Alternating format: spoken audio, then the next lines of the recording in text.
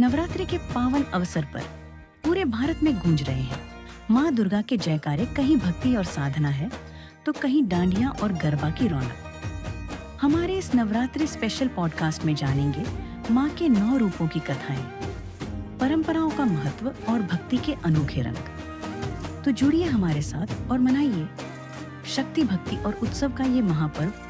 पंडित जी, सबसे पहले आप हमें बताइए कि नवरात्रि में इतने स्पेशल क्यों होते हैं? तो नवरात्रि इसलिए उत्पन्न मानी गई क्योंकि सभी देवी देवता जगदम्बा की आराधना करते हैं। व्रत के नियमों का पालन करना चाहिए, ब्रह्मचर्य का पालन करना चाहिए, जमीन पे सोना चाहिए, भगवान के नाम का जप नाम का स्मरण करना चाहिए, माला करनी चाहिए, अन्य किसी के घर का भोजन नहीं करना चाहिए। हमारे गुरुजी कहते थे कन्या के पूजन के बिना सारा पूजन अधूरा है, क्योंकि साक्षात्कार भगवान का स्वरूप जो बच्चे में देखा गया वो कन्या में माँ देखी गई। स्वागत है आपका ब्यावर टॉक्स की एक और नई वीडियो पर। आज हमारे लिए बहुत ही स्पेशल डे है क्योंकि हमारे साथ है पंडित जय शर्मा जी, जिनसे आज हमने चर्चा करी बहुत सारे टॉपिक्स पर नवरात्रि को लेकर कि नवरात्रि में लोग कौन कौन सी गलतियां करते हैं, व्रत कैसे करते हैं, व्रत के सही तरीके क्या है, देवी की पूजा कैसे करनी है, उसका सही मुहूर्त क्या है और बहुत सारे मिथ जो लोगों को क्लियर नहीं है। हम उन सभी के बारे में आज इनसे चर्चा करेंगे। तो चलिए आज का ये वीडियो स्टार्ट करते हैं और आगे बने रहिए। इस वीडियो को आप शुरू से लेकर एंड तक देखिए। सबसे पहले तो आप सभी को नवरात्र की हार्दिक शुभकामनाएं। मातृ देवो भव, पितृदेवो भव, आचार्य देवो भव। नमस्कार, मैं पंडित जय शर्मा आप सभी के साथ नवरात्र की हार्दिक शुभकामनाएं। राधे राधे पंडित जी, राधे कैसे हो राधे। आप? बस ठीक है। पंडित जी, सबसे पहले आप हमें बताइए कि नवरात्रि में इतने स्पेशल क्यों होते हैं? क्योंकि बहुत से लोग न्यू काम स्टार्ट करते हैं, न्यू कोई कार लेते हैं तो वो उनके लिए एक बेस्ट टाइम होता है नवरात्रि। तो ऐसा क्यों है? क्या ये सच है कि नवरात्रि हमारे लिए बेस्ट होते हैं कोई नई शुरुआत करने के लिए? देखो साहब, सबसे पहले तो नवरात्रि जिसके अर्थ से ही सब कुछ क्लियर होता है। नव मतलब 9 तो देवियां हैं और रात्रि जिनमें विशेष पूजन करा जाता है जगदम्बा का। तो माता के गर्भ से संसार को चलाने के लिए एक उत्पन्न होता है जो गोद में माँ पालती है ना। तो वो गोद में पालती तो सबसे पहले आदि देवो भव माँ ही है, सबसे पहले गुरु माँ है ना, इसलिए उसको सबसे इम्पोर्टेंस ही दी गई है। फिर सृष्टि का संसार का करने के लिए ब्रह्मा जी को उत्पन्न, फिर महेश्वर जो इस सृष्टि को चला रहे, विष्णु जो चला रहे हैं और शिव जो श्रृंगार कर रहे हैं। तो नवरात्रि इसलिए उत्पन्न मानी गई क्योंकि सभी देवी देवता जगदम्बा की आराधना करते हैं और उस आराधना के अंतर्गत सारा पुण्य फल प्राप्त होता है और हमारी सारी मनोकामनाएं पूर्ण होती है। इसलिए नवरात्र एक स्पेशल पर्व रखा गया है। ये 4 आते हैं, चैत, आषाढ़, महा और अश्विन के। ये 4 नवरात्र, जिनको 2 को हम गुप्त नवरात्रि कहते हैं, एक को छोटी नवरात्रि कहते हैं और एक को बड़ी नवरात्रि कहते हैं।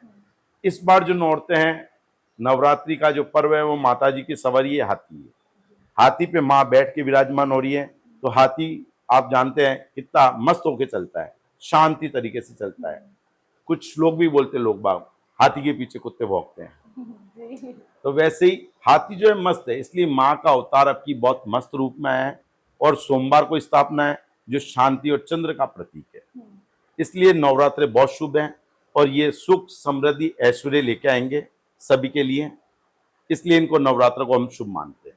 पंडित जी, हर बार जो माता जी होती है वो हमेशा शेर पर सवार होती है, तो इस बार स्पेशली वो हाथी पर क्यों सवार हुए?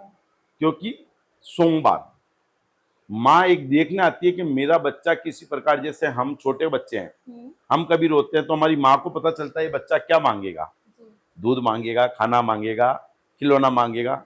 तो वो माँ डिसाइड करती है कि इसको क्या चाहिए। बच्चा बोलना नहीं जानता फिर भी माँ समझ जाती है। तो वैसे ही माँ एक समझती है कि मेरे बच्चे को इस बार, जैसे अतिवृष्टि हुई अपने यहाँ, पानी बहुत ज्यादा हुआ, आपने सुना होगा जम्मू में, वैष्णो देवी में भी माँ के वहाँ त्रासदी हुई।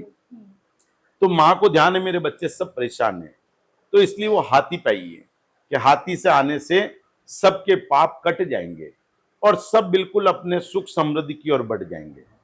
शेर तो केवल एक माँ का वाहन है जिसपे हर समय चल सके, लेकिन आने का समय हर बार कभी हाथी पे आती है, कभी गधे पे आएगी, कभी मोर पे आएगी, कभी कमल पे विराजमान होगी। ये एक माँ का स्थान होता है कि मेरा बच्चा किस समय किस चीज की मांग कर रहा है, उस समय उसका अवतार होता है। मतलब वो भक्तों के अकॉर्डिंग आती है, भक्तों के अकॉर्डिंग चलती है, भक्तों के अकॉर्डिंग चलती है। पंडित जी, माता के जो 9 रूप होते हैं जिनकी हम लोग पूजा करते हैं, तो उनके बारे में आप विशेष तौर पर अच्छे से बताइए कि 9 रूप पर हम किन-किन रूप की हम माता जी की पूजा करते हैं और उनकी पूजा विधि क्या है? सबसे पहले तो माँ के 9 रूप जो है, प्रथम शैलपुत्री, द्वितीय ब्रह्मचारिणी, तृतीयम चंद्रगंडे, चतुर्थ कुष्मांडी, पंचम स्कंदमाते, षष्ठम कात्यायनी, सप्तम कालरात्रि, नवम नवदात्री, सिद्धदात्री, ऐसे माँ के रूप हैं। तो माँ ने हर रूप पे एक कलर का डिसाइडेशन है।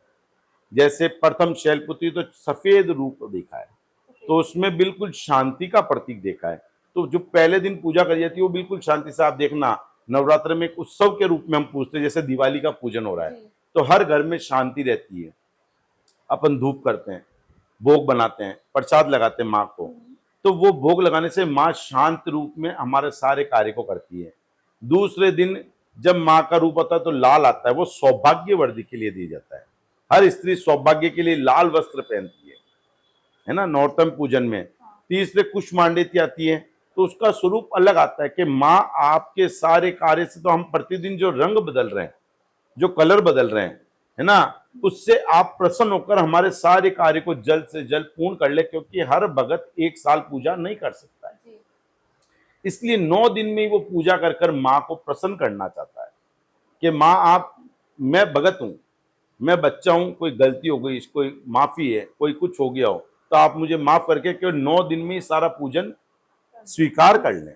जैसे भोजन हम प्रतिदिन करते हैं, लेकिन जिस दिन जी शादी में कहीं जाना होता है, इनविटेशन कार्ड होता है, उस दिन भी भोजन करना है, तो वहां पर भी फल का दाल ही खा के आ रहे हैं, लेकिन उसकी उत्सुकता रहती है। वैसे ही नौरतों में केवल एक उत्सुकता के साथ में कार्य करा जाता है, ताकि माँ जल्द से जल्द प्रसन्न हो जाए, क्योंकि माँ पृथ्वी पर विचरण करती 9 दिन, तो रात्रि में वह पृथ्वी पर विचरण करती है, तो इसलिए रात्रि में पूजन करा जाता है, प्रातःकाल उनका अध्ययन करा जाता है, हवन करा जाता है, ताकि माँ किसी भी स्वरूप में आकर मेरे कार्य को पूर्ण कर देवे। इसलिए 9 दिन विशेष पूजा के बनाए जो गए। माता जी के जगराते होते हैं वो भी रात को इसलिए रात्रि में इसलिए होते हैं। ओके। तो पंडित जी, नेक्स्ट क्वेश्चन ये है कि माता जी हमेशा एक ऊंचे स्थान पर होती है, हमेशा उनको एक पहाड़ी पर स्थान बनाया जाता है, उनका मंदिर बनाया जाता है, तो इसका कोई कारण है विशेष? पहली बात तो आपने भगवान शंकर की पत्नी पार्वती, जी। है ना, राजा दक्ष की कन्या, हम्म, तब उनको बिन बुलाए माँ पहुंच गई थी, जी। है ना, राजा शिव की जो फर्स्ट पत्नी थी सती थी, सती थी। है ना? जी। उमा, सती, पार्वती, 3 रूप में माता जी प्राप्त हुए शंकर भगवान को। तब पार्वती जब गई थी, तब बिन बुलाए गई थी, है ना, तब वो अपमान करा गया शंकर भगवान का जी, हाँ। दक्ष के द्वारा। तब माता जी, आपको ध्यान होगा, हवन कुंड में कूद गए थे, भस्म हो गए थे वो। है ना। तब शंकर भगवान ने वीरभद्र को अपनी शिखा से उत्पन्न करा था और त्रासदी मचाई थी। फिर भगवान शंकर ने जब जाके माता को कंधे पर लेकर उड़ने लगे ठंडे स्थान की ओर, तब जहां जहां जहां उनका अंग गिरा, तो वो एक स्थान ऊपर नीचे उबड़ खाबड़ में स्थान जहां पिंड गिरा, वो विकराल रूप में हो गया, क्योंकि माँ गर्म थी, लावे के समान, जैसे लावे को हम हाथ नहीं लगा सकते, इसलिए वो उच्च स्थान पे बैठी है, क्योंकि लावा भी ऊंचा ही है, अंग गिरा वो भी ऊंचा ही था, बराबर तो कोई अंग था नहीं, इसलिए माता हर जगह ऊंचे स्थान पे बैठी है, और ऊंचे स्थान पे बैठने से शांति मिलती है, क्योंकि आप जैसे जैसे ऊपर जाएंगे ना, आपके मन को प्रफुल्लता होगी। छोटा बच्चा होता है, उसको डर लगता है, झूले में बैठते ऊपर शांति आती है, तो माता का अंग ऊपर की ओर उठा रहा, तो माता को ठंडक मिली। इसलिए माता के जो भी स्थान है, तीर्थ स्थान है, कामाख्या कह दो गुवाहाटी में, बंगलामुखी कह दो, है ना, ज्वाला कह दो जो हिमाचल में है, वो पानी में दीपक जलता है, वहां पानी में दीपक जलता है। वो हमारे इधर राजस्थान में कई माली समाज की कुल देवी है ना, तो ज्वाला वहां पर स्थान है उनका, वो पानी के अंदर है, लेकिन वो ऊंचे स्थान पे बैठी, हिमाचल में है, ठंडा लेकिन ज्वाला जल रही है, इसलिए उसको ज्वाला कहा। कुछ स्थानों पर ऐसा भी होता है कि भाप से वो चावल उबल जाते हैं। हाँ, क्या वही जगह है? वही जगह है। अच्छा। क्योंकि वो माँ का अंग जो गर्म था, हाँ। गिरा तब गर्म था, तो गर्म हुआ तो वो रक्त बहा, वो रक्त बहा, तो वो कहीं ना कहीं से उसने उत्पत्ति करी, तो पानी पिघला, बर्फ में हिमालय के उधर पानी था, तो वो गर्म हो गया पानी इतना, जिससे उसके कारण वह चावल उबलने लग गए, तो वो माँ का प्रसाद माना गया है, और प्रसाद को ग्रहण करने से हमारे सारे कष्ट दूर होते हैं, इसलिए हम माँ का प्रसाद चावल के रूप में लेते हैं, खीर के रूप में।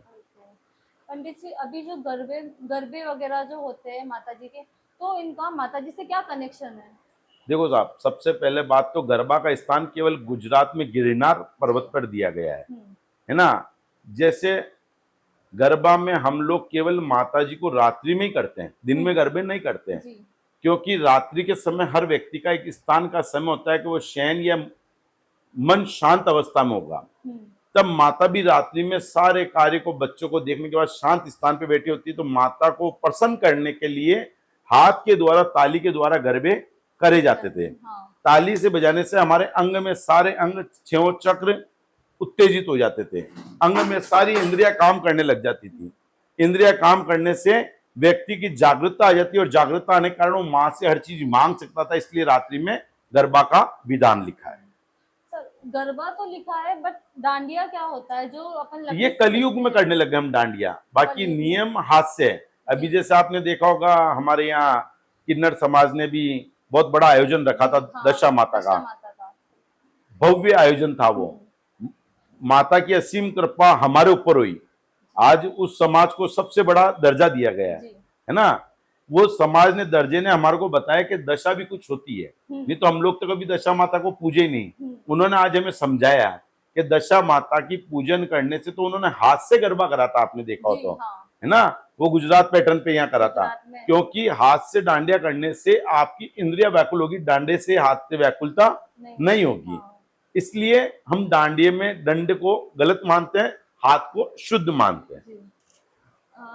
पंडित जी, माता जी के हाथों में कभी शस्त्र दिखाई देते हैं, कभी वो कोई वाद्य यंत्र बजाते हैं, तो इनका क्या मतलब है? उनके हाथों में इतनी सारी चीजें एक साथ कैसे होती है? क्या कोई सिंबल है जो वो हमको बताना चाहते हैं? देखो साहब, मैं भी मेरी माँ के गर्भ से ही जन्म लिया जी है ना। हम्म, तो संगीता, पहले माँ हर बच्चों का नाम ऐसे अक्षरों पर रखती थी कि जिसके कारण उनकी सारी कामनाएं पूर्ण हो। अच्छा, लक्ष्मी नारायण, जी पवन वेग, है ना, सारे भगवान के नाम सबके रखे भगवान जाते के। हैं। क्योंकि हम ये सोचते हैं कि मेरे जब प्राण निकले तो मैं भगवान का नाम लूं तो पुत्र के रूप में ले लूं। जी। तो मेरे पाप, जैसे नारायण, अजामिल जो था उसके पुत्र का नाम नारायण था, 3 बार जब प्राण निकले थे तो नारायण नारायण नारायण करते गए, बोला। है ना। तो उनके प्राण निकले तो भगवान स्वयं आए नीचे लेने। जी तो माता ने भी, हम सब पुत्र हैं, वो बिन बिनाई माँ है एक, है ना। अपन रोएंगे ना माँ के सामने, कभी जाके आप देखना नौरतों में रोते हैं, जी कभी शाम को दिया बत्ती के टाइम रोते हैं, किसी के पास पूछ कराने जाओगे तो भी कहेंगे आपके माता जी का दोष है। वहां पर पिताजी का दोष कहीं नहीं होता है, माता जी का माता जी का। क्यों? क्योंकि माँ बच्चे को जानती है बिन रोए भी कि मेरे बच्चे को किस चीज की आवश्यकता है। तो माता ने सबसे पहले संगीत का अवतरण करा, तो वाद्य यंत्र हाथ में लिया ताकि मेरा बच्चा चुप हो जाए। तो इसलिए उन्होंने कन्या का नाम रखा संगीता, शीला, सुशीला, राधा, है ना। और जब बच्चा रोने लगा, कोई दुश्मन राक्षस उससे परेशान करने लगा, तो माता ने शस्त्र उठाए, शस्त्र उठाकर उनका वध करा। और वध करने के कारण दैत्य को, जिनको मारा, राक्षसों को मारा, इसलिए उन्होंने स्वरूप लिया, तो वो काली बन गई। जी हाँ, काली बन गई वो, तो वो शस्त्र इसीलिए उनके हाथ में है। मतलब माता जी अपने बच्चों को बचाने के लिए ये इतने सारे, स्वरूप पहले बनाती उसने बच्चों को चुप कराने के लिए संगीत बजाया, जी तो बच्चे का नाम रख दिया संगीता। हम्म, पवन, सुरेश, है ना, श्याम सुंदर, ये सब नाम रखे उन्होंने। फिर बच्चा चुप हो गया, खेलने लगा, बड़ा होने लगा, जीवन जीने लगा, तो राक्षस उन्हें परेशान करने लग गए। तो माता ने उनको मारने के लिए, वध करने के लिए शस्त्र हाथ में उठाए। शस्त्र हाथ में उठाए तो वो सारे स्वरूप आ गए उनके। जी तो माता के पूरे 3 रूप में 12 हाथ दिखते हैं। 12 हाथों के कारण वो वध कर देती है, कभी संगीत से चुप कर देती है। जो शत्रु जैसे मानता है वो माता उसी शस्त्र से उसको समझा देती है। आस्था का विषय है ये। लोग कहते हैं कि माता की 10 महाविद्याएं होती है, तो उनकी पूजा कैसे की जाती है? क्या नॉर्मल व्यक्ति भी उस 10 विद्याओं को कर सकता है? बिल्कुल, माँ की 10 पूजा है, माँ के 9 अवतार है और 10 पूजन है ना। कुछ पूजन गुप्त रूप से करे जाते हैं, जिनको हम गुप्त नवरात्रा में कराते हैं, जिनका विधान केवल शस्त्र और शास्त्र के नियम के अनुसार करा जाता है। जैसे बलि देनी होती है, कलयुग में बलि निषेध है ना। तो पूजन करने के लिए माँ ने हर बच्चे के लिए एक दिन बनाया है। दिन बनाया है। जैसे चैत में हम पूजा करते हैं, जी चैत में हर व्यक्ति पूजन कर सकता है, गुप्त नौरतों में हर कोई पूजन नहीं कर सकता है ना। फिर वापस बड़े नौरता आते हैं तो ताली बजाकर उनका पूजन, जिसको अपन डांडिया भी चर्चा कर रहे थे, हाँ। डंडिया से पूजन करते, कोई जोत से पूजन करता है कि माता जी मैं केवल यही कर सकता हूँ, तो वो जोत से पूजन कर कर माँ को प्रसन्न करता है। जो अखंड जोत, अखंड जोत जिसको अपन कहते हैं, 9 दिन तक जलती है। फिर आते हैं माँ के सर्दी में, तो कोई बच्चा ऐसा होता है जो सर्दी सहन नहीं कर सकता, इसलिए वो गर्मी में पूजन करता है, और कोई बच्चा सर्दी सहन नहीं, तो 4 नवरात्रि बनाइए जिनमें सरी पूजा, काली पूजा, सिद्ध पूजा, रात्रि पूजा, दिन की पूजन, ये पूजन मनाए गए ताकि बालक सभी प्रकार से पूजन कर कर माँ को प्रसन्न कर सके। तो 9 माताओं को और 10वीं विद्या के द्वारा पूजन करते हैं। तो दैत्य और राक्षस का वध उन नौरतों में करा जाता है। पंडित जी, इस बार जो घट पूजा की जो मुहूर्त है क्या है वो सब, और होती क्या है घट पूजा स्पेशली, अगर कोई समझाना चाहे किसी को आप। देखो साहब, सबसे पहले माँ के स्थान को पवित्र करा जाता है ना, उसके लिए हम रंग रोशन इत्यादि सब कुछ कराते हैं, है ना। तो पहले हिंदी भाषा में कड्डी पूछते थे, कड्डी के आले को, जो दीवार होती है उसको, आले को साफ करते थे। अभी लकड़ी चल गया, अलमीरा है ना, लोहे का चल गया, आयरन का चल गया, लेकिन शुद्धता कड्डी के पूजन से माँ का स्थान पूजा जाता है, जो सफेद रंग का आता है। तो माता जी को पूजने के लिए सोमवार है तो 9 से 12 का समय उचित है, ब्रह्म मुहूर्त के बाद में, है ना। घट पूजन करने के लिए सबसे पहले हम लोग घट का स्थापना इसलिए करते हैं कि 9 दिन में जब भी माँ आए, चाहे शैलपुत्री रूप में आए, चाहे ब्रह्मचरणी के रूप में आए, चाहे कालरात्रि के रूप में आए, चाहे सिद्धदात्री के रूप में आए, तो माता जब आए तो इस जल के ऊपर उनकी कृपा दृष्टि बनी रहे, उस पे पानी का नारे लगते हैं हम पूजन करने के लिए, है ना। तो वो पूजन करने से तो वो जल जो है वो शुद्ध हो जाता है, वो शुद्ध जल हो जाता है, तो कोई भी बच्चा कोई पूजा नहीं कर सकता है। जैसे कुंकुम, मोली, चावल इत्यादि से अबीर, गुलाल, सुगंधित द्रव्य हवन नहीं कर सकता है, तो वो जल जो शुद्ध हुआ उसको घर में छिड़कने से उसके सारे कार्य पूर्ण हो जाए, इसलिए घट पूजन करा जाता है। तो ये घर की शुद्धि के लिए भी होता है? घर की शुद्धि, मन की शुद्धि, शारीरिक शुद्धि, और किसी प्रकार का हमारे घर पे कोई बुरी दृष्टि हो उसको दूर करने के लिए उस जल को 9 दिन में हम सिद्ध कर लेते हैं, बिना मंत्रों के भी। जैसा आपने पहले क्वेश्चन करा था कि कोई भी पूजन कर सकता है क्या, तो वो घट के कारण ही सारा पूजन शुद्ध माना जाता है, और उस जल से हम 3 महीने तक हमारे घर को बंदिश कर सकते हैं कि किसी प्रकार की कोई दुष्ट के प्रभाव ना बना रहे और घर शुद्ध बना रहे। फिर 3 महीने आते हैं, फिर हम गुप्त नौरते में फिर पूजन कर सकते हैं। फिर 3 महीने आते हैं, तब आसोच के नौरते, अश्विन के नौरते आते हैं, इनमें वापस घट पूजन करके, तो हर 3 महीने में हमारा चक्र बन जाता है, जिस चक्र से हम घर को शुद्ध और हमारी रक्षा कर सके, इसलिए घट पूजन का विधान बताया गया है। पंडित जी, नवरात्रि में माता जी तो अपने स्वरूप को बदलती है, अपने वस्त्रों को भी बदलती है, पर क्या जो उनके भक्त है उनको भी उनके अकॉर्डिंग उन वस्त्रों को धारण करने चाहिए? किस किस कलर की करनी चाहिए, क्या बिल्कुल करना चाहिए। जैसे सफेद कलर शांति का प्रतीक है, हॉस्पिटल कहीं पे जाएंगे वो व्हाइट ही दिखेगा, है ना। घर में पिंक कलर कराते हैं, वह प्रेम का प्रतीक होता है। ब्लैक कलर हम अपशुगन मानते हैं, है ना, नेगेटिविटी ऊर्जा होती है।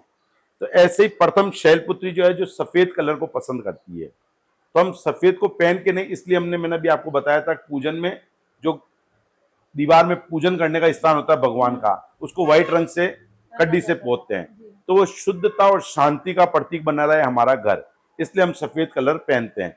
पुरुष सफेद पहनते हैं, स्त्रियां लाल पहनती है अधिकतर। दूसरे दिन ब्रह्मचारिणी रहती है, उस दिन लाल रंग पहना जाता है। स्त्रियां उस दिन लाल चुनरी लगाती है।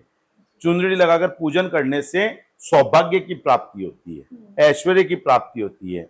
स्त्रियों के लाल, आप देखना कभी बिंदी लगाते हैं, भोजन करते हैं, मिर्ची तेज हो जाती है, मिर्ची तेज होती है, कितना कष्ट आता है, बहुत कष्ट आता है। लेकिन माँ के नवरात्र में अपन भूखे रहते हैं तो भी कष्ट नहीं आता है, इसलिए वो लाल रंग वहां पर लिया गया है। तीसरा, चंद्र घंटा लिया है, जो नीला रंग लिया है, जिसको माता जी ने शीतला सप्तमी अपन पूछते हैं, है ना, उस पे गधे की सवारी है, तो वो हल्का हल्का नीला में आता है ना। उसको ना तो व्हाइट कहते हैं ना ब्राउन कहते हैं, तो इसलिए उन्होंने अलग अलग रंग बताए कि अलग अलग रंग पूजने से माता को शांति और हमारे को सारा कार्य सिद्ध होता है, इसलिए हमने अलग 9 दिन के 9 रंग बताए। पंडित जी, नवरात्रि में बहुत से लोग 9 दिन का व्रत रखते हैं, तो इसकी विधि क्या है? देखो साहब, किसी भी साधना को करने के लिए हमें तपस्या करनी पड़ती है। साधना क्यों चाहे तपस्या क्यों, एक ही बात है। एक नाम जप जो होता है वो इसमें हाँ, आता है? वो नाम जप ही कह सकते हैं। तो आप अत्यधिक भोजन करेंगे तो निद्रा अवस्था में चले जाते हैं, जी। जो राक्षसी प्रवृत्ति है। क्योंकि तामसी भोजन 3 प्रकार के हैं, रजोगुण, तमोगुण, सतगुण, है ना। हाँ। तो हम उसको सतगुण, तमोगुण और रजोगुण पे करते हैं। तो जब तक हमारे में सद्गुण नहीं होंगे तो हम किसी कार्य को सफलतापूर्वक नहीं कर सकते। और भोजन अत्यधिक करने से तमोगुण का काम और रजोगुण का काम करते हैं। इसलिए व्रत करा जाता है, ताकि हम व्रत करेंगे तो व्रत करने से हमारे में सद्गुण आएगा। सद्गुण आएगा तो हम अच्छे कार्य को करने के लिए ध्यान करेंगे, और ध्यान करने के लिए जप नाम करना पड़ेगा। जप नाम करने से हमारे सारे कार्य सिद्ध हो जाएंगे। हम उस समय अत्यधिक बैठ सकते हैं। जी। आप अत्यधिक भोजन कर लेंगे तो बैठ नहीं सकते। इसलिए सात्विक, शुद्ध और बिल्कुल निर्माल्य जैसा भोजन करा जाता है, जिसको करने के बाद में किसी प्रकार की आवश्यकता ना लगे। जैसे फल फूल, है ना, जूस, सगार में चिप्स, ये इत्यादि लेते हैं। लेकिन नियम अनुसार केवल फल हमें लेना चाहिए या जूस लेना चाहिए, ताकि हमारा मन शांत रहे, विचलित ना हो किसी प्रकार की साधना करते समय। इसलिए हमें केवल व्रत करने चाहिए, और 9 दिन व्रत करने से सफलता प्राप्त होती है। तो जो आजकल के जो लोग हैं, आज की जो जनरेशन है, वो ज्यादा देर भूखी नहीं रहती है, तो इसलिए वो कुछ भी खा लेते हैं। जैसे व्रत की नमकीन आती है, या एक व्रत का वो आता है, मिर्ची बड़ा आता है, ये सब चीजें वो खाते रहते हैं। तो क्या ये सही विधि है व्रत करने की? तो जितने भी बच्चे ये भोजन करते हैं, तो ये सब देखो ना, आप क्रोध कितना करते हैं। जी। क्रोध सब में भरा है।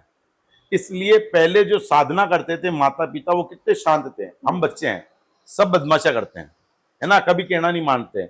वो भी तपस्या करते थे, तो नौरतों में कभी घर पे अलावा कहीं नहीं जाते थे। जाते तो पहले दिन या लास्ट दिन जाते थे, लेकिन हम 9 दिन केवल उसको खाने के चक्कर में बाहर जाते हैं। खाने के चक्कर में बाहर जाते तो हम क्या करते हैं, सब बदमाशी करते हैं। तो हम तो व्रत तो कर ही नहीं रहे हैं, केवल एक समय निकाल रहे हैं। तो निकालने के चक्कर में हमारे अंदर सारे तमोगुण आ गए। तमोगुण आने से हम साधना नहीं कर पा रहे, केवल सांसारिक सुख भोगना चाह रहे हैं। इसलिए वो व्रत नहीं कहलाता है। व्रत, उपवास, एकासना, 3 प्रकार के कार्य होते हैं। व्रत का मतलब होता है कि जिसमें किसी प्रकार का भोजन को नहीं ग्रहण करा जाए। उपवास के मैं कुछ भी नहीं खाऊंगा, केवल जल ले रहा हूं, या जूस लेऊंगा, या फल लेऊंगा। और एकासना मतलब मैं एक समय भोजन करूंगा, वो भी कुछ मात्रा में, उसकी मात्रा निर्धारित करी जाती है। और कलयुग है, हम लोग सब गलत राह पे चल रहे हैं। वैसे शास्त्रार्थ ये कहता है कि भोजन सूर्यास्त के पहले हो जाना चाहिए, है ना, मध्याह्न के बाद और सूर्यास्त के पहले हो जाना चाहिए, ताकि उस भोजन को पचने से अच्छा भोजन पचे और हमारे ध्यान और हमारी साधना में कोई विघ्न ना पड़े। लेकिन हम सब जो फास्ट फूड खा रहे हैं, इससे हम विघ्न कर रहे हैं, इसलिए हम गलत राह पे चल रहे हैं। कोई भी सन्मार्ग की ओर नहीं है। मतलब हमारे खाने का भी असर हमारे पे पड़ रहा है, पड़ता है, कल्चर पे पड़ रहा है। ट्रेडिशनल लुक चेंज कर दिया हमने। पंडित जी, व्रत का मतलब बस यही है कि भूखे रहना, या इसका मतलब ये भी है कि आप नाम जप करो या और भी चीजें एक्टिविटी करो जिससे आपका व्रत कहलाए? वो व्रत एक अनुष्ठान है। व्रत करने के लिए आपको सोचना पड़ता है कि मुझे पहले क्या करना है। वो आप नवरात्रा करें, चाहे शिवरात्रि करें, चाहे जन्माष्टमी करें, चाहे सावन कर रहे हैं, चाहे भादवा कर रहे हैं, है ना। तो हम उसके पहले प्रतिज्ञा करते हैं कि मैं ये कार्य करूंगा। व्रत, है ना, जो वर्तांत को देखकर तपस्या करे, जैसे गुरु जो अंधकार से उजाले की ओर ले जाए वो गुरु, वैसे ही व्रत जो वर्तांत को देखते हुए, आज के युग को देखते हुए हमें तपस्या करनी चाहिए, वो व्रत है।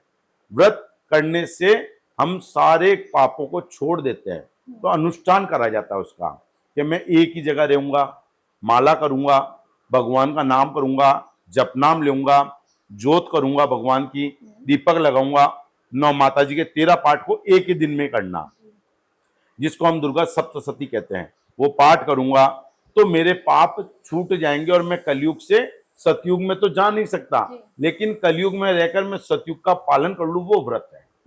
पंडित जी, व्रत के टाइम पे ऐसी कौन कौन सी चीजें हैं जो लोगों को नहीं करनी चाहिए? मतलब फास्ट फूड जो अपन खाते हैं वो चीजें सब गलत है, बट कुछ ऐसी चीजें हैं जो हमको छोड़नी चाहिए ताकि माता की ब्लेसिंग हम पर बनी रहे। सबसे पहले तो आपका प्रश्न बहुत अच्छा है, जो हम आजकल गलत कर रहे हैं। व्रत करते समय हमें गुस्सा नहीं करना चाहिए, ब्रह्मचर्य का पालन करना चाहिए। व्रत करते समय हमें भगवान का ध्यान करना चाहिए, हमें किसी अन्य के घर का भोजन नहीं करना चाहिए। व्रत करते समय हमें नियम पूर्वक साधना, संध्या उपासना करनी चाहिए। संध्या सुबह दोपहर शाम, वैसे 5 वक्त की संध्या कही जाती है लेकिन 3 वक्त तो करनी चाहिए, है ना। किसी के अपशिष्ट प्रकार के भोजन को नहीं करना चाहिए। जप नाम करते समय हमें केवल भगवान का ही ध्यान करना चाहिए।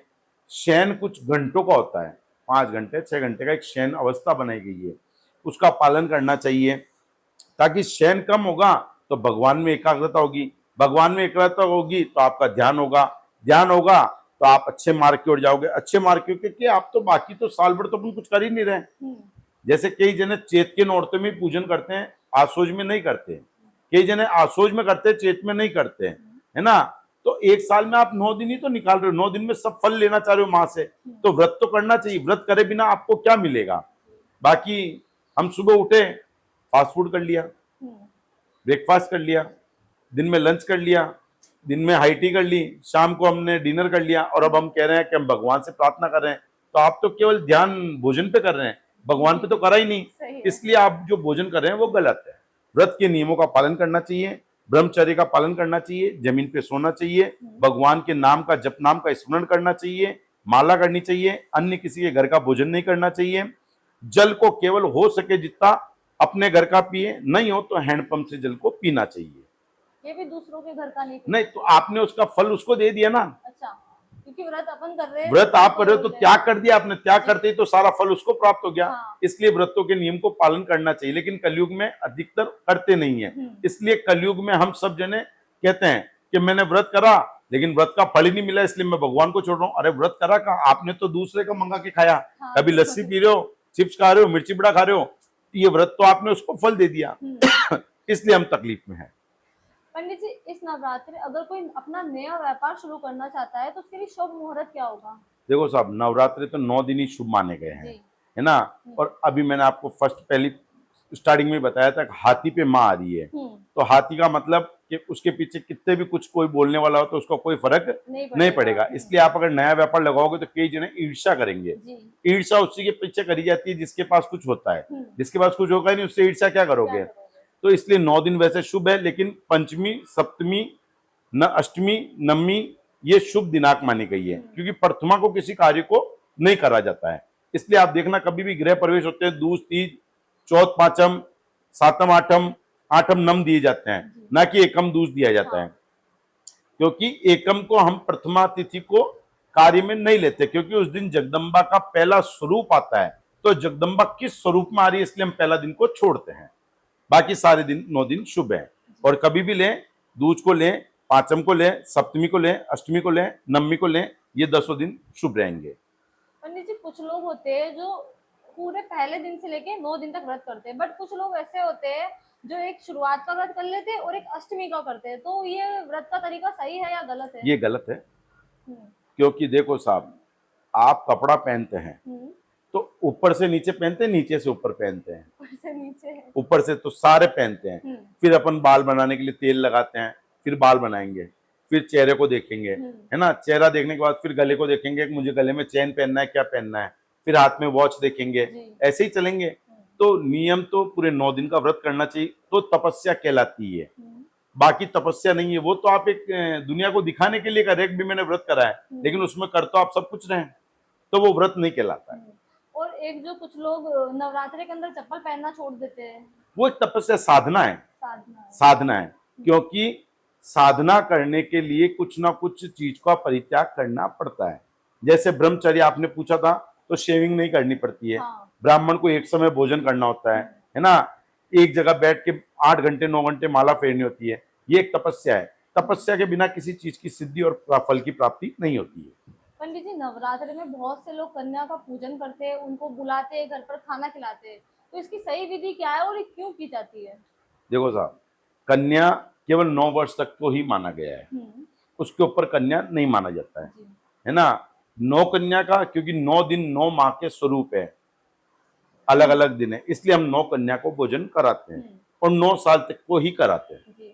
उसमें एक गणपति और एक भैरव रूप माना गया है, क्योंकि माँ के पूजन में जब तक आप भैरव को नहीं लेंगे तो माँ का पूजन अधूरा है। इसलिए हम 9 कन्या, एक गणपति और एक भैरव को मानकर 11 जनों को भोजन कराते हैं, वो भी 9 वर्ष के अंतर्गत। कन्या पूजन करने के लिए पहले उन्हीं कन्या को ढूंढे जिन्हों को भोजन की आवश्यकता है।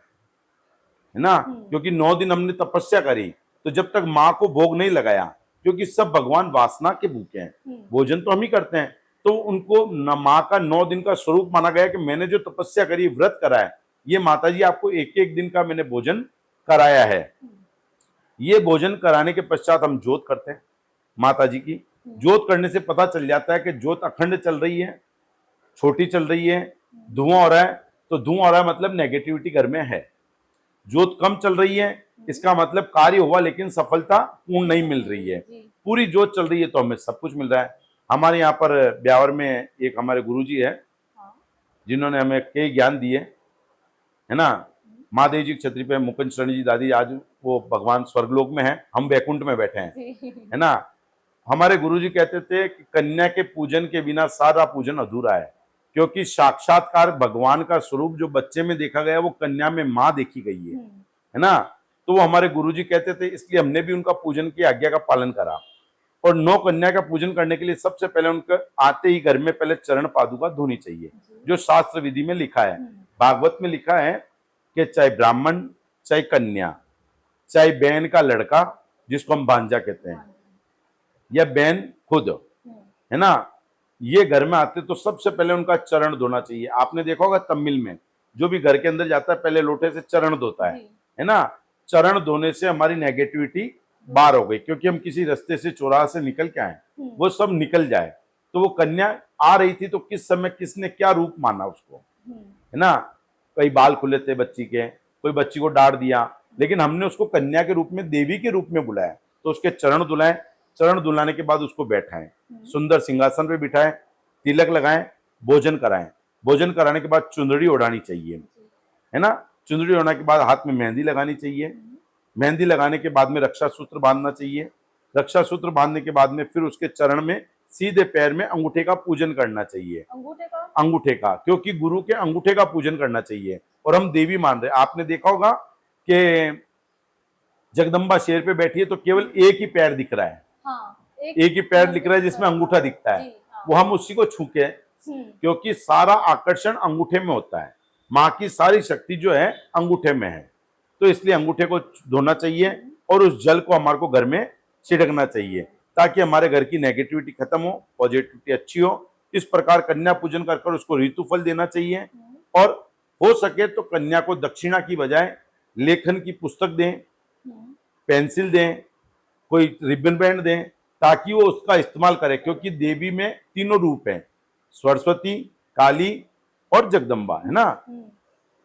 तो लेखन के पुस्तक से सरस्वती प्रसन्न हो जाएगी, और चरण धोई लिए तो आपने बांधने का दे दिया तो काली का स्वरूप खत्म हो जाएगा, तो वो लक्ष्मी स्वरूप आ जाएगी। तो वो लक्ष्मी आपके घर में आ जाएगी, तो फिर आपको किसी चीज की आवश्यकता ही नहीं रहेगी। उनके श्रृंगार की वस्तु, पढ़ने की वस्तु दें, ताकि वो लक्ष्मी घर से बैठ जाए। तो घर में लक्ष्मी आ जाएगी तो आपको किसी चीज की आवश्यकता नहीं रहेगी, तो आपका पूजन करावा सफलता रहे। पंडित जी, कुछ ऐसे जो केस होते हैं, कोर्ट केस होते हैं, तब बहुत से लोग कुछ काले जादू की सहायता लेते हैं कि काले जादू से वो कोर्ट केस को हराया जाए या कोई जिताया जाए। तो कोई एक माता जी है जो उस कोर्ट केस को मतलब सही कर सकती है? ऐसा है, हम हिंदुस्तान में रहते हैं, हिंदुस्तान आस्था का विषय है। आस्था में जगदम्बा एक माँ है जो सबकी बात सुनती है ना। भले ही एक माँ के 5 संतान है, पांचों अलग अलग है, सेवा नहीं करेंगे तो भी माँ सुनती है और सबको बराबर देखे जाती है ना, किसी के साथ गलत नहीं करती है। तो ऐसे ही एक माँ है बगला माता है, जिसको हम बंगला मुखी भी कहते हैं, जिसके स्थान नलखेड़ा उज्जैन एमपी में है, एक स्थान हिमाचल में है। तो वहां माता को जो आराध्य करा जाता है वो पीले वस्त्रों से करा जाता है।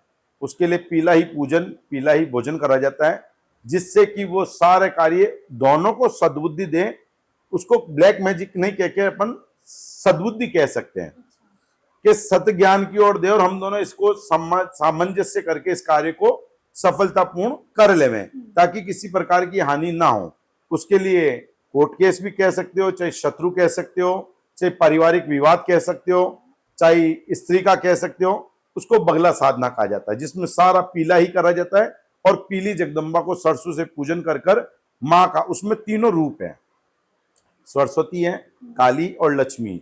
बीच में जो बैठी है वो काली है, इधर सरस्वती और इधर लक्ष्मी है। इन तीनों का रूप है और आगे भैरव बैठा है। जो भैरव है वो माँ का पुत्र है, क्योंकि पुत्र के आगे माँ कभी नहीं चलती, भले ही पुत्र कितना ही नालायक हो। और रक्षा करने के लिए हनुमान बैठा है उधर, है ना। माँ को वहां पर पीली चुनरी, सोने का हार, सोने का मुकुट और सिंदूर से उनका पूजन करा जाता है। और उस पूजन को करने से सद्बुद्धि होने से सारे कार्य सफल होते हैं, इसलिए उसमें माँ बंगलामुखी का पूजन विशेष तौर से करा जाता है। पंडित जी, बहुत से बच्चे ऐसे होते हैं जो जिनका पढ़ाई में मन बहुत कम लगता है, वो पढ़ाई अच्छे से नहीं कर पाते हैं, तो कोई ऐसी देवी है जिसकी पूजा करने से उनका पढ़ाई में मन लगता है? ऐसा है, सबसे पहले तो माँ सरस्वती नमः। माँ सरस्वती है जो ज्ञान की देवी है। उनकी साधना करी थी सांदीपनि ऋषि ने, जो कि मध्य प्रदेश उज्जैन में उनका स्थान है, जहाँ पर कृष्ण बलराम दाऊ जी ने अध्ययन लिया था। सांदीपनि ऋषि के वहाँ पर पूजन सरस्वती देवी का भी है, गुरुचरण कमल का भी है और कृष्ण का भी है। पूरे संसार में एक ही जगह ऐसी है जहाँ पर नंदी महाराज खड़े हैं। तो सरस्वती के साथ सांदीपनि ऋषि का पूजन करने से वहाँ पर पंजेरी का प्रसाद दिया जाता है, जिसकी कीमत लगभग लागताना 50 रुपए के आसपास है। वो प्रसाद केवल एक एग्जाम टाइम में दिया जाता है बच्चों को, ताकि उसको ग्रहण करने से बच्चा अच्छी तरह कंठस्थ कर कर उस कार्य को पूर्ण कर सके। उसके लिए माँ सरस्वती और ललिता देवी का पूजन करना चाहिए। ये स्थान कहाँ पे है? उज्जैन मध्य प्रदेश में। पंडित जी, हर नारी को एक देवी का स्वरूप माना जाता है, तो इस पर आप क्या कहना चाहेंगे? सबसे पहले तो मातृ देवो भव, है ना, और इंग्लिश में कह दो तो लेडीज इज फर्स्ट, है ना। तो माँ की गोद में ही बच्चा बड़ा होता है। तो माँ को देवी इसलिए माना है क्योंकि देखा होगा आपने, बच्चे को पाल रही होती है जब कितना प्रेम करती है, स्नेह करती है। माँ का जितना स्नेह संसार में शायद ही कोई नहीं कर सकता है। और माँ शब्द ही बहुत बड़ा है, लेकिन कोई भी बच्चा समझ नहीं पाता है माँ को। केवल जिद करते हैं हम लोग, मैं भी जिद करता हूँ, अभी भी मेरे माता पिता से जिद कर लेता हूँ, है ना। तो माँ एक ऐसी चीज है जो सब भावनाओं को समझती, क्योंकि उसने हमें जन्म दिया है।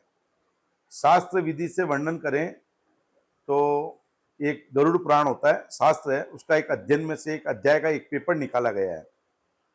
उसमें लिखा है कि जब माँ के गर्भ से संतान जन्म लेती है, तब दादी पहले उठाती है उसको हाथ में, तब बच्चा रोता हुआ चुप नहीं होता है। दादा लेते हैं तब भी वो चुप नहीं होता है, तब वो रोता है तो हम सब जने क्या कहते हैं, मारवाड़ी भाषा में कहते हैं कि माँ ने दे 2 बार चुप हो जाएगी। तो माँ जैसे ही पहली बार उसको बाही कोख में सुलाकर अमृत तुल्य उसका दूध पिलाती है, तब वो बच्चा समझता है भगवान ये है। क्योंकि गर्भ के अंदर ही बच्चा कह चुका होता है भगवान से कि भगवान मुझे के तो आप आपके चरणों में स्थान दे, या मुझे यहाँ से बाहर निकालने हैं। तो जैसे ही वो अमृत तुल्य दूध पीता है, तब वो कहता है भगवान ये है। वो मन में सोचता है, वो अपन को पता नहीं है बीवी। इसलिए माँ को भगवान और देवी का प्रतीक माना है। तो भगवान में वो लेडीज है, इसलिए उसको देवी का प्रतीक माना है। और माँ बच्चे को जब खिलाती है तब बिल्कुल छोटा रूप बनकर खिलाती है, गाय भी बन जाती है ना, बिल्कुल शालीनता से दूध पिलाती है। जब उसके पास किसी को भटकने नहीं देती है। जैसे ही बच्चा बड़ा होता है, कहना नहीं मानता है, तो काली का रूप बन जाती है, मारना डांटना सब करना है। और जब वो पढ़ाने के लिए, पिता कभी नहीं पढ़ाता है, पिता कभी बच्चे को हाथ में लेके लेखनी लेके पढ़ाता नहीं है, वो माँ ही कराती, भले अनपढ़ होती है। हमारी माँ भले अनपढ़ है, लेकिन वो सबसे ज्यादा पढ़ी लिखी है, क्योंकि वो क से कबूतर लिखना भी सरस्वती के स्वरूप भी वही लिखाती है। पहला गुरु माँ ही होती है। पहला गुरु माँ ही है।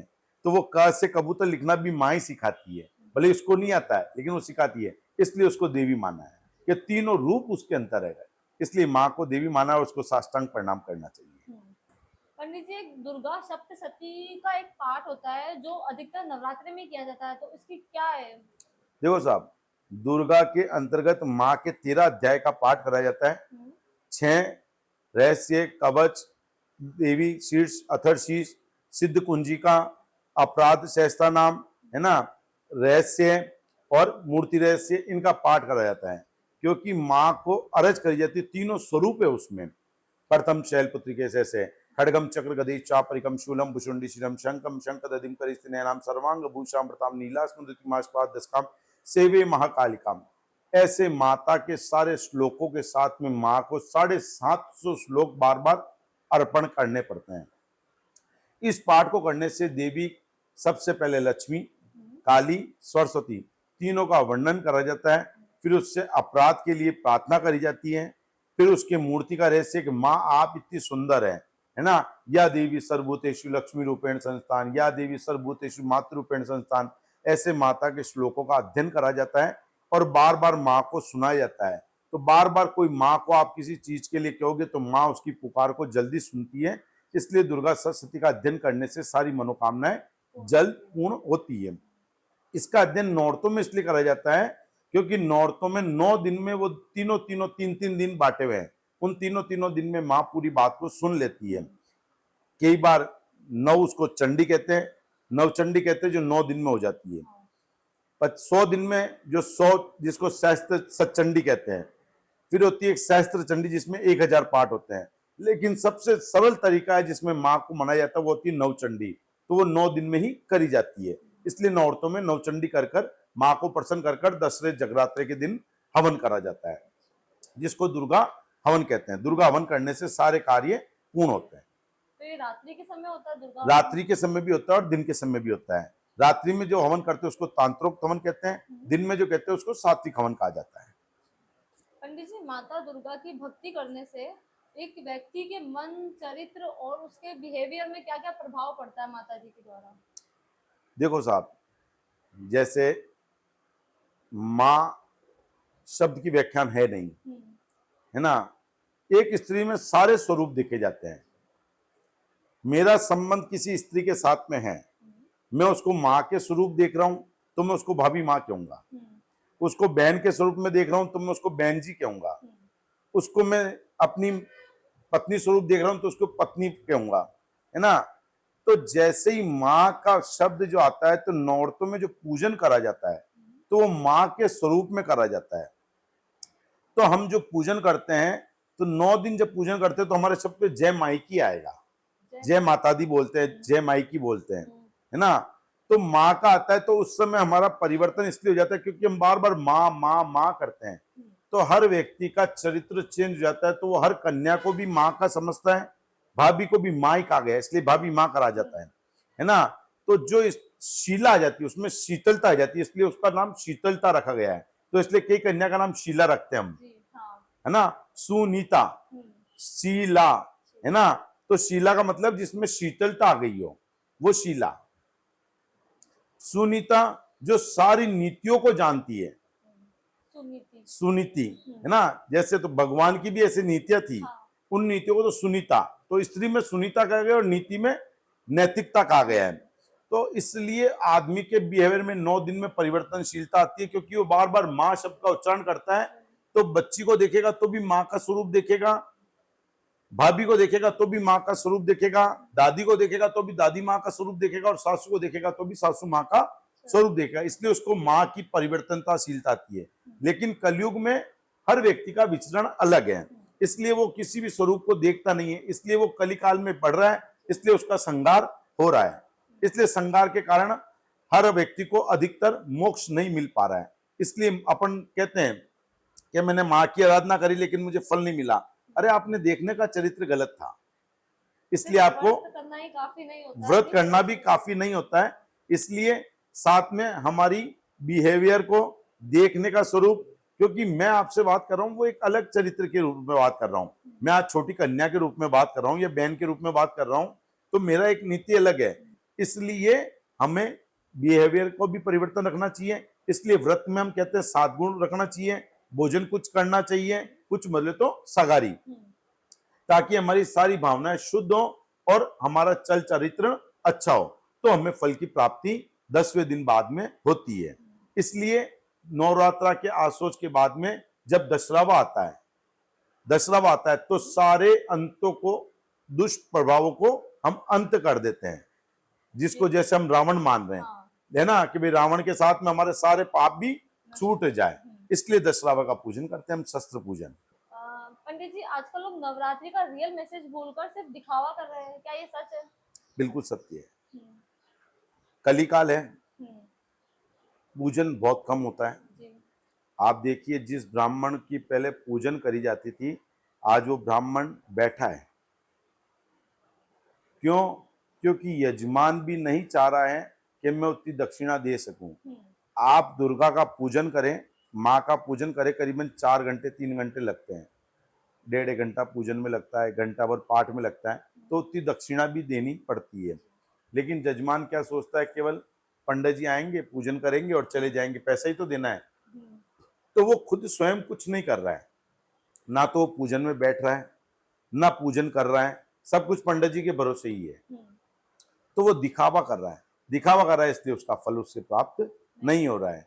और वो ब्राह्मण भी जो है वो कर्म करके जा रहा है, लेकिन वो भी उसकी श्रद्धा से कर रहा है, वो एक एकाग्र चित्ता से। नहीं कर क्योंकि रहा। उसको आप उतनी दक्षिणा दे दोगे कि पंडित जी जैसे भी मिनिमम है, मिनिमम हमारा ब्यावर, अजमेर, पुष्कर, राजस्थान में मिनिमम 5100 रुपये दुर्गा पाठ का रखा गया है ना।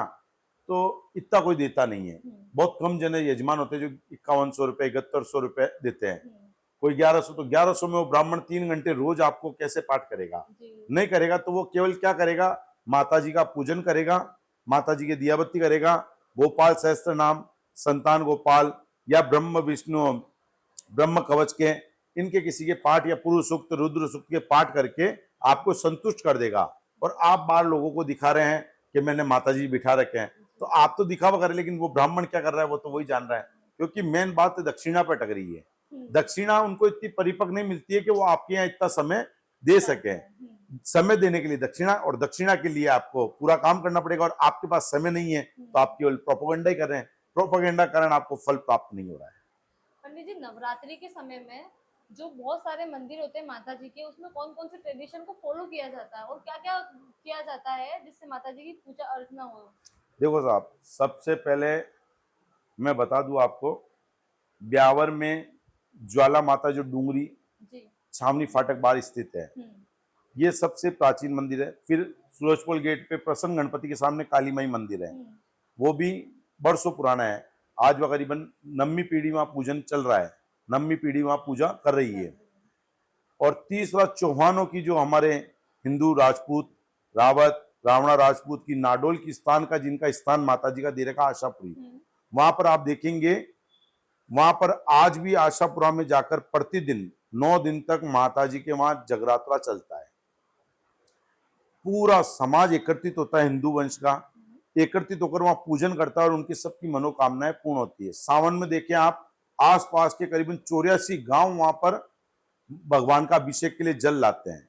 क्योंकि इतना हमारा हिंदुत्व फैला है कि जिसके कारण माता जी उनको फल प्राप्ति दे रही है। क्योंकि कलयुग में बलि बंद हो चुकी है ना, तो इसलिए लोगों की वापस आस्थाएं चल रही है। पहले कलिकाल में राजा महाराजा बलि देते थे तो इतना हमारे पास पैसा नहीं था और इतने भगत नहीं जा पाते थे, इसलिए कलिकाल में अभी बलि बंद होने से ट्रेडिशनल माता जी को मीठे का भोग 10 रुपए का लगाकर भी आप प्रसन्न कर सकते हैं। इसलिए ज्वाला माता जाएं, चाहे काली माता जाएं, चाहे आशापुरा जाएं, ये तीनों हिंदू की जगराती जागती हुई मूर्तियां हैं और तीनों पुरानी प्राचीन काल से चली आ रही मूर्तियां हैं। आशापुराना का जो पुराना स्थान है नाडोल पाली जिले में है, बड़ा अच्छा मंदिर है, भव्य मंदिर है। आज भी वहां पर पूजन के बारे में 24 घंटे ज्योत जलती है। पंडित जी, जैसा कि आपने कहा कि आज कलयुग में बलि देना रुक गई है, निषेध है। तो बलि के साथ साथ कई लोग लहसुन प्याज खाना भी छोड़ देते हैं, तो क्या ये सही है? वो तामसी भोजन है ना, तामसी भोजन में आ जाता है। लहसुन प्याज को तामसी भोजन में माना गया है, इसलिए उसको निषेधाज्ञा करा गया है कि नौरतों में नहीं करना चाहिए। नौरतों में भोजन करना है, आप शाक पत्ते का भोजन करें, फल फूल खाएं, आप जूस लें, है ना, आप अच्छे से अच्छा काजूदा खा सकते हैं, दूध दही ले सकते हैं, इनका आप भोजन करें। ज्यादा है सामे की खिचड़ी लें, आलू के या केले के चिप्स लें, इसी भोजन से सात्विकता बनी रहती है। मिर्च मसाले कम खाएं, है ना। सात्विकता भोजन करने से आपका मन भी शुद्ध रहेगा और आपके कार्य में एकाग्रता होगी और आप जो भगवान के प्रति ध्यान करेंगे उससे आपको फल की प्राप्ति भी अच्छी से अच्छी होगी। जैसे खीर का भोजन केवल बलि के रूप में दिया जाता था, पोहे का वंश के लिए, मोदक का शुष्क फल के लिए, नैवेद्य अर्पण करने से धन की प्राप्ति होती है, खीर वाक सिद्धि के लिए, खीर जो हम खिलाते बच्चियों को नौरतों में, वो वाक सिद्धि, ताकि हम कुछ भी बोले तो वो सिद्ध हो जाए। घी को ग्रहण करने से आयु सिद्धि, जो हवन में हम घी अर्पण करते हैं। पोहे के भोजन से, जो मालपुआ जैसा पोहा बनाते घर पे, पहले हम घर पे पोहा बनाते थे, आटे का बना के पोहा बनाते थे, उसका भोजन लगाते हैं, उससे पुण्य फल प्राप्त होता है। हाँ, मीठे पोहे जिसको हम कहते हैं, उससे पुण्य फल प्राप्त होता है। मोदक लड्डू का भोग जो होता है, उससे यश प्राप्त होता है। और मत्स्य और मांस की बलि केवल विद्वान से विजय प्राप्ति करने के लिए दी जाती थी। तो अब हमने विजय का तो कोई क्षेत्र रहा ही नहीं, क्योंकि कलीग पे किसी को विजय प्राप्ति करनी नहीं है, क्योंकि सब हम गवर्नमेंट के अंडर में हैं। तो केवल हमें मोदक और खीर का भोजन लगाना चाहिए, माताजी को नारियल का भोजन लगाना चाहिए, ताकि उससे हमें सारे कार्य सफल हो सके। तो गरीब से गरीब आदमी भी खीर भोजन में लगा देता है माताजी को और प्रसन्न कर लेता है। इसलिए नौरतों में ट्रेडिशनल चल गया, इसलिए मंदिरों पे आजकल भीड़ रहने लग गई। पंडित जी, माता जी को नारियल अति प्रिय होता है, बट कई बार होता है हम जब नारियल चढ़ाते हैं तो वो खराब निकलता है या जैसा भी निकलता है, तो इसको लेकर लोगों के मन में नेगेटिविटी आ जाती है कि माता जी हमसे प्रसन्न नहीं है। तो इसका आप क्या कहना चाहेंगे उन लोगों के लिए? ऐसा है, नारियल श्रीफल है, जो एक प्राकृतिक फल है ना। तो प्राकृतिक फल है, केवल ये जल से बनता है, इसमें किसी प्रकार का किसी बीजारोपण का कार्य नहीं है, केवल जल से ही बनता है। तो अत्यधिक जल होने के कारण वो अंदर से सूक्ष्मता के कारण खराब हो जाता है, लेकिन उसको गलत नहीं माना जाता, उसको जोत में ले सकते हैं। जोत में लेने से भी माताजी प्रसन्न हो सकती है, इसलिए खराब नारियल की ऐसी कोई महत्वता कहीं लिखी नहीं है, शास्त्रों में कहीं खराब नारियल के बारे में कोई चर्चा है नहीं। पंडित जी, पहले के समय में नवरात्रि के वक्त बहुत सारे झंडे जाते थे माता जी के लिए, बट आजकल उनकी संख्या बहुत ज्यादा कम हो गई है, तो इसका कोई रीजन है या लोगों में श्रद्धा कम हो चुकी है? नहीं साहब, पहले क्या होता था, पहले हम लोग 9 दिन में केवल प्रथम दिन और 9वें दिन ही माताजी के पूजन के लिए जाते थे, है ना। लेकिन पहले संसाधन नहीं होते थे, इसलिए हम एक साथ झंडों के साथ चलते थे। अब संसाधन अधिक हो गए, तो झंडा यहाँ शब्द कहना गलत होगा, वहां ध्वजा लिया जाता है। ध्वजा लिया जाता है जिसका आकार, अभी जो झंडे बन रहे हैं वो सारे तिरछे ऊपर से काट के बन रहे हैं, लेकिन उसका नियम है छत्रपति शिवाजी वाला ध्वजा होती है, जिसमें नीचे से ऊपर की ओर बढ़ना है। और अभी हम जो बना रहे हैं वो सब बना रहे हैं ऊपर से नीचे की ओर, तो ये गलत है, इसलिए ध्वजा की महत्वता खत्म हो गई। ट्रायंगल की शेप में ना, शेप होना चाहिए, में ऊपर से नीचे की ओर बढ़े और इधर से बने, तो वो ध्वजा बनेगी। और अभी हम इसको झंडा ले रहे हैं, तो ध्वजा के कारण झंडा जो कर रहे हैं, तो पहले जो हम संसाधन कम थे तो हम एक साथ जाते थे, अब संसाधन अत्यधिक हो गए, तो हर व्यक्ति प्रतिदिन जाकर भी झंडा चढ़ा रहा है, ध्वजा चढ़ा रहा है, जिससे वो सारे कार्य हो रहे हैं। तो इसलिए भी ट्रेडिशनल लुक के कारण थोड़ा कम हो गया है ध्वजा का उपयोग। पंडित जी, जब हम नवरात्रि पर माता जी के मंदिर जाते हैं तो बहुत से लोग अपनी सेवा देते हैं, जैसे कि कुछ लोग भक्तों के चप्पल जूतों को सही जगह पर रखते हैं, उनका ध्यान रखते हैं, तो वो भी एक तरह से एक सेवा हो गई है। हाँ बिल्कुल, सेवा कह सकते हैं उसको आप, क्योंकि माँ के दरबार में मंदिर में जाना नंगे पैर का नियम है जी। और हम पैदल चल के जाते हैं, तो पैदल चलना एक तपस्या है। जैसे जैन धर्म में, दिगंबर जैन में, हिंदू धर्म में साधु संत जो भी है, अघोर, घोर, दिगंबर, ये सब पैदल चलते हैं। जैसे कुंभ के मेले में आपने देखा होगा, तो ये पैदल चलना तपस्या है। तपस्या है, तो उस तपस्या का फल प्राप्ति जब मंदिर में जाते तो नंगे पैर जाते हैं हम, तो वहां पर माता जी दिन में आई रात में, ये किसी को पता नहीं है, लेकिन हम उनके लक्ष्य कदम पे चले, माता जी के लक्ष्य कदम पे चले, क्योंकि मंदिर में जाती हमारी भावनाएं परिवर्तन हो जाती है, नेगेटिविटी खत्म हो जाती है और पॉजिटिविटी आ जाती है। तो वो इकट्ठा करके पॉजिटिविटी जैसे हम लाते हैं और वो चप्पल हमें देते हैं और हम उनको हाथ पहनते हैं चप्पल को, तो उनका हाथ हमारे पैरों में कभी लग ही जाता है, तो वो हमने जो पुण्य कर्म करा वो उनको सारा प्राप्त हो जाता है, इसलिए वो सेवा करते हैं। तो जैसे कि आप कह रहे हो उनको प्राप्त हो जाता है, तो हमें उनको कुछ परसेंटेज होता है। अच्छा, कुछ परसेंटेज होता क्योंकि गुरु के पास जो माला करते हैं उसका 10% हर शिष्य को मिलता है, इसलिए गुरु बनाना चाहिए, बिना गुरु के आपका कोई मतलब नहीं है। और बहुत से लोग जैसे जो चलकर नहीं, वो घुटने के बल चलकर आते हैं, तो उनका क्या विधान है? वो तपस्या में है, वो भी तपस्या है। साष्टांग जिसको कहते हैं दंडवत प्रणाम करना, स्त्री को दंडवत नहीं करना चाहिए, पुरुष को दंडवत कर सकता है, स्त्री को केवल झुककर प्रणाम करना चाहिए। स्त्री के चरण हमें छूने का अधिकार नहीं है, और स्त्री में केवल स्त्री को भी चरण नहीं छूना चाहिए और ना हमें स्त्री के चरण छूने चाहिए, केवल प्रणाम करना चाहिए। पुरुष के चरण अपन छू सकते हैं, गुरु के चरण छू सकते हैं, तो वो साष्टांग दंडवत प्रणाम करने का विधान इसलिए है कि दंडवत करने से सारी तपस्या उसको फल प्राप्ति होती रहे। रास्ते में भगवान कण कण क्षण क्षण पे कहावत है, क्षण क्षण कण कण पे भगवान है। तो वो कब कण पे भगवान मिल जाए या किस क्षण पे भगवान मिल जाए, इसलिए वो कई जने दंडवत करते हुए प्रणाम करते हुए चलते हैं। पंडित जी, अक्सर देखा गया है कि जो माता जी होती है उनके वस्त्र और श्रृंगार का काम हमेशा एक पंडित ही करता है, या जो मंदिर का पुजारी होता है वही करता है। बट अभी के टाइम पर बहुत सारे लोगों को ऑब्जेक्शन इस बात का है कि अगर माता जी एक नारी है तो उनका श्रृंगार और उनके वस्त्र बदलने की जो करनी चाहिए वो भी एक नारी को करनी चाहिए। आप इस पर क्या कहना चाहेंगे? देखो साहब, पहले तो सबसे पहले मैं आपको ये बता दूं, अंधकार है ये लोगों के मन में कि पुरुष ही सेवा कर सकता है या स्त्री नहीं कर सकती, एक अंधकार है। शक्तिपीठ आप जाएंगे उज्जैन, जब वहां पर गढ़ कालिका मंदिर देखेंगे, वहां करिश्मा नाथ जी माता जी है जो सेवा करती है ना। कई मंदिरों में आप देखेंगे वहां पर स्त्री सेवा करती है। किस स्त्री को अधिकार है? क्योंकि क्या होता है कि हम कलिकाल में जी रहे हैं, तो स्त्रियां आजकल मानती नहीं है रजस्वला को। वो कहती है ये एक प्राकृतिक है और ये एक नेचुरलिटी सिस्टम है जो चलेगा, इसमें किसी प्रकार का पाप नहीं है। इसलिए स्त्री को मना कर दिया गया है कि आप सेवा ना करें, इसलिए पुरुष को सेवा दी गई है। अगर आप रजस्वला धर्म का पालन करते हैं तो आप अगर सेवा करते हैं तो उसमें किसी प्रकार का दोष नहीं है, लेकिन उसका नियम आपको आना चाहिए। नियम के बिना अगर आप सेवा करते हैं तो वो गलत है। इसलिए माताजी का पूजन करने का अधिकार पुरुष को दिया गया है, स्त्री को इसलिए नहीं दिया गया है क्योंकि आजकल कलयुग में जब एजुकेशनल सिस्टम में हम चल रहे हैं तो हम इसको मानते नहीं है तो आप शास्त्रार्थ या ट्रेडिशनल लुक को अपना नहीं सकते। इसलिए मंदिरों में केवल पुरुषों को पूजन दिया गया है, स्त्री को मना करा गया है। पंडित जी, एक तरफ तो माता जी बहुत कोमल स्वभाव की है, बहुत सुंदर सी है, बट एक तरफ देखा जाए तो उनका काली का जो स्वरूप है तो मतलब दोनों में बहुत ज्यादा डिफरेंस है, जिसमें वो गले में एक मुंडू की माला पहनती है। तो इससे आप क्या समझते हो?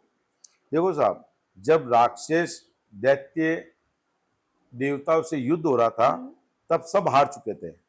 तब इंद्र को लगा कि मेरा भी सिंहासन हिल सकता है, देवताओं के सिंहासन हिल रहे थे, तब उन्होंने देवी की आराधना करी थी।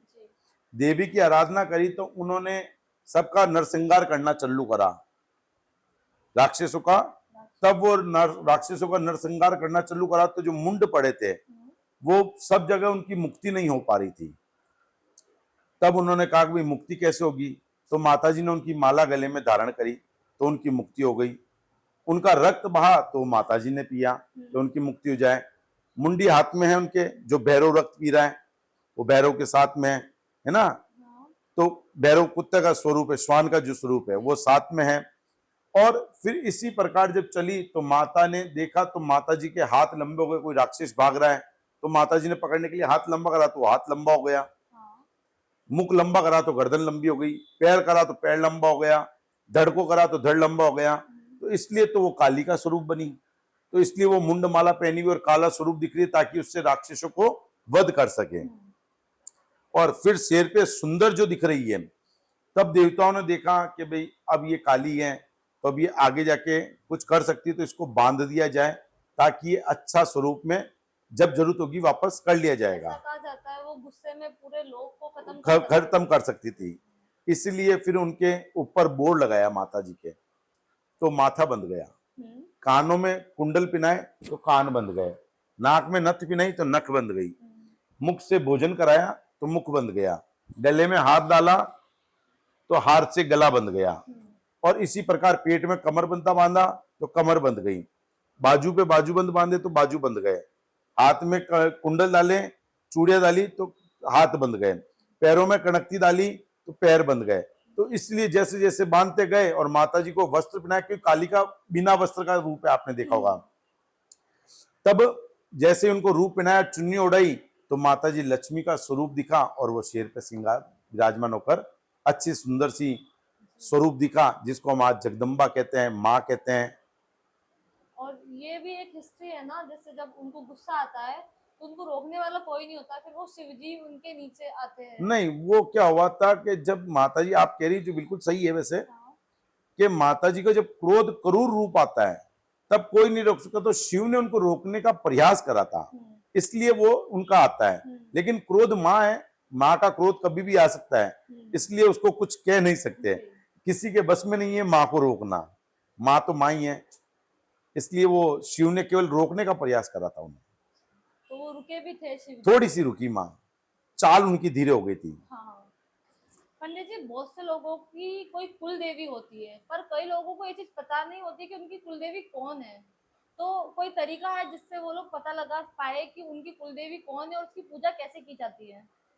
देखो साहब, सबसे पहले तो हमें ये पता होना चाहिए कि हम किस स्थान से उठ के आए, मतलब हमारा दादा परदादा का जन्म कौन से गांव शहर से हुआ है। जी।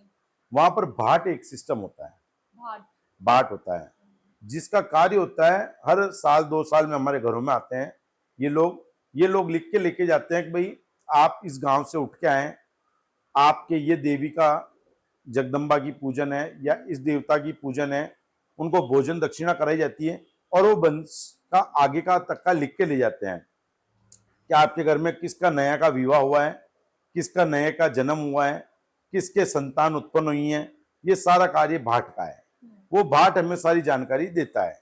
लेकिन अगर आपको भाट की उपलब्धि नहीं हो तो हमें जगदम्बा के नव रूप का आराधना करनी चाहिए, जिसको हम नवदेवी कहते हैं। पहले दिन भी पूजन कर सकते हो और उसका अष्टमी का, जैसा पहले आपने पहले क्वेश्चन करा था कि पहले दिन व्रत क्यों करते हैं और आखिरी दिन क्यों करते हैं, तो कई जनों को ध्यान नहीं होता है कि मेरी कुल देवी कौन सी है, तो पहले दिन भी उसका पूजन कर लेता है और आखिरी दिन भी पूजन कर लेता है, और उसको कह लेता है कि माता जी कोई सी भी हो 9 दिन में आप उस पूजन को स्वीकार कर ले। तो आप नारियल को बसते पानी वाले नारियल को रखकर उस पर आपकी जगदम्बा जो भी हो मेरा ध्यान को स्वीकार करें और उसका पूजन कर कर उसको बड़ा करके आप उसका धूप कर सकते हैं, तो भी आपकी कुल देवी आपको प्रसन्न हो सकती है, इसमें किसी प्रकार का विकार नहीं है। पंडित जी, आज हमने इतनी सारी चर्चाएं की, तो आपको कैसा लगा और कैसा बड़ा फील हुआ? आनंद आया, भक्तों के लिए आपने नया विषय निकाला ताकि भगत जान सके नवरात्रा किस प्रकार पूजन करा जा सके, नवरात्रि में क्या करना चाहिए। और मैं तो भक्तों को भी कहना चाहूंगा कि इनके माध्यम से जुड़ें और अधिक से अधिक जुड़ें, और कुछ % जो ये करते हैं, गौ दान करते हैं, कबूतरों को दान करते हैं, असहाय को निसहाय को रक्षा के लिए भोजन की व्यवस्था करते हैं, उसमें आप अधिक से अधिक इनको ध्यान दें। जय माई की।